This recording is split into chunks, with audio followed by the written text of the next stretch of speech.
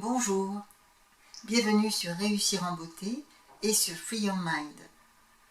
Je suis Nadège Campère et aujourd'hui la vidéo portera sur les principes hermétiques et le premier principe hermétique dont je parlerai sera le mentalisme.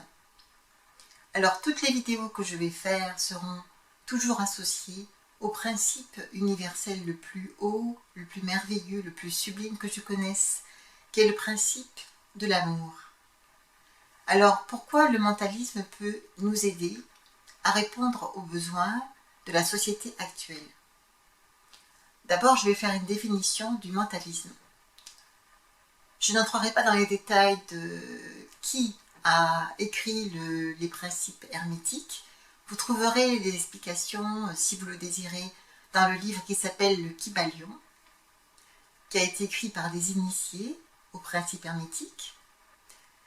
Mais simplement, je vais dire qu'une des phrases qui résume très bien le mentalisme, c'est tout simplement celle-ci. L'univers est mental. Je le répète, l'univers est mental.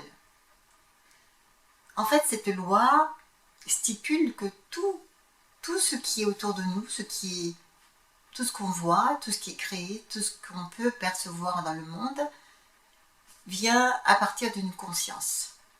Cette conscience, on peut l'appeler de toutes sortes de noms, si on veut, l'esprit, la conscience, le mental, etc. Mais c'est à partir de ce mental que tout va être créé.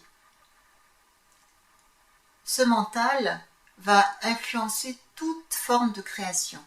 C'est très important de méditer sur cette question-là, dans le monde d'aujourd'hui, dans le monde d'avant aussi. Mais dans le monde d'aujourd'hui, c'est encore tout à fait valable, alors que ce sont des principes qui ont été écrits il y a des millénaires. Pourquoi? Je donne un exemple. Par exemple, si on donne de la terre glaise, de l'argile à quelqu'un, et un autre paquet de terre glaise à une autre personne à côté de cette personne, vous n'aurez pas du tout le même résultat. Si vous avez déjà participé à des ateliers d'art créatif, de poterie ou n'importe quoi, vous verrez bien que chaque personne, même si elle a le même modèle en face d'elle, fera toujours quelque chose d'absolument différent. Et ça vient de quoi? Ça vient de la personne, ça vient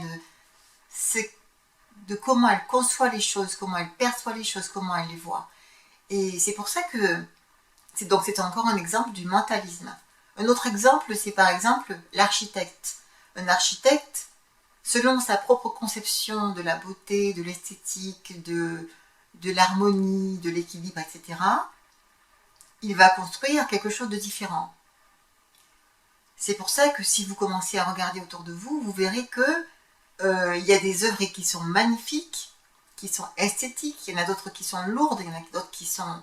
On a l'impression d'être qu'on a construit des boîtes et que les gens vont s'entasser dedans. Et d'autres qui donnent l'impression d'ouverture, de liberté, de lumière, etc. Vous verrez avec un autre exemple, le dernier que je vais donner, l'exemple de quelqu'un, par exemple, qui voudrait s'habiller.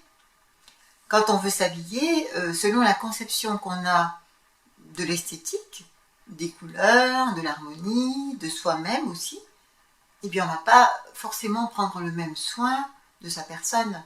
On ne va pas forcément s'habiller de la même façon, se coiffer de la même façon, etc. Ça vaut vraiment pour chaque individu. Je ne donne pas de règles absolues, bien sûr.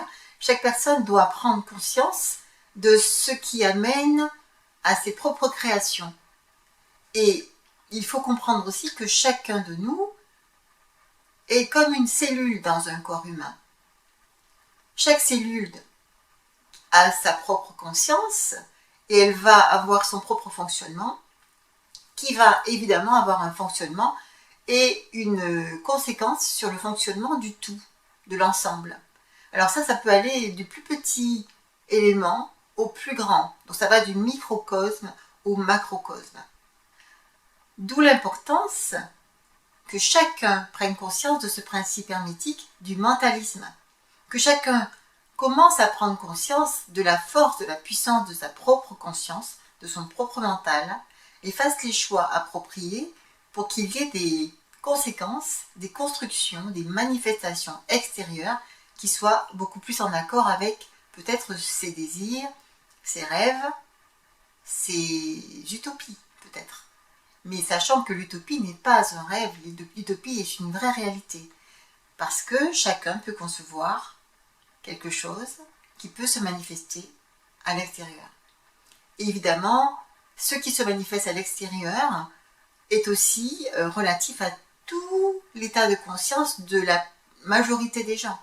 Donc c'est très important maintenant, c'est pour ça que je fais ces vidéos aussi, c'est pour expliquer à un maximum de personnes que je pourrais toucher ce principe, pour que chaque personne commence aussi à tirer les rênes de sa propre conscience, pour pouvoir avoir une influence positive sur son état personnel déjà, et ensuite l'état de son environnement,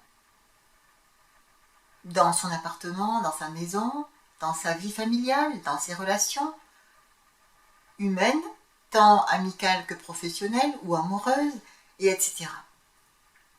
Alors, comment pouvons-nous appliquer le principe du mentalisme dans notre vie actuelle? Je l'ai déjà un peu dit, mais pour terminer cette vidéo sur l'amour et le principe du mentalisme, nous allons faire un exercice très simple. Nous allons conjuguer le verbe s'aimer. Alors, vous allez répéter après moi, nous allons le faire ensemble, et ce sera l'exercice de la journée. Bien entendu, je vous invite à y penser, à y repenser toute la journée, parce que chaque fois que vous allez penser quelque chose, ou dire quelque chose, ou faire quelque chose, demandez-vous si c'est en accord avec cette vibration d'amour qui est la plus haute, avec la gratitude.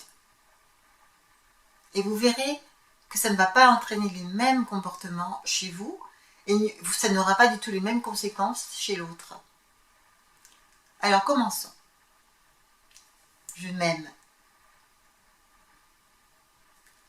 Tu t'aimes. Il s'aime. Elle s'aime. On s'aime. Nous nous aimons. Vous vous aimez. Il s'aime. Elle s'aime.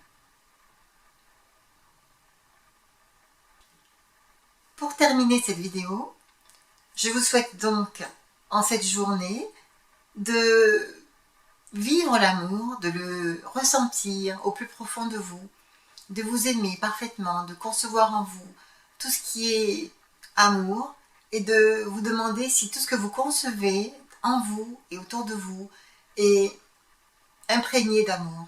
C'est tout simple apparemment, mais c'est vrai que parfois nous avons des impulsions pour nous séparer des autres, pour nous penser différents des autres, pour nous penser meilleurs que les autres.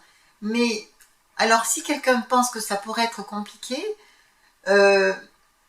faites-le d'abord pour vous, d'abord, parce que quand vous donnez de l'amour aux autres, vous en donnez à vous-même. Vous imprégnez vos cellules, votre corps, tout votre être part de l'amour. Et l'amour va vous donner la santé, il va vous régénérer, il va vous faire du bien. Et vous allez voir que déjà, en commençant déjà par le faire pour vous, vous allez voir toutes les conséquences positives, formidables que ça peut avoir dans votre vie. Nous reverrons ça dans une autre vidéo parce que sinon, ce serait trop long aujourd'hui. Je vous remercie de m'avoir écouté.